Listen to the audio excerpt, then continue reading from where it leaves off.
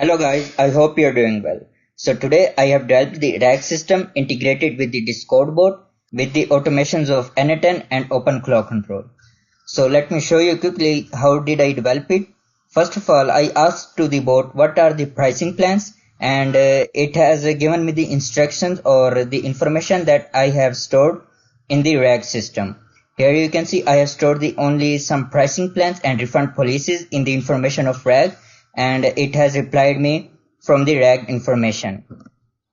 Now the purpose of this bot is to collect the refund or scam requests from the users and to store in the Google Sheets online.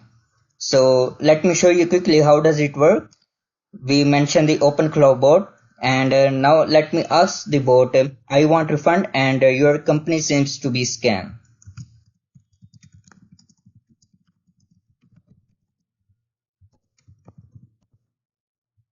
Now here workflow automation will play through, and it will execute the query here because there are refund and scam keywords, and it will detect and automatically execute the workflow and will store the information here.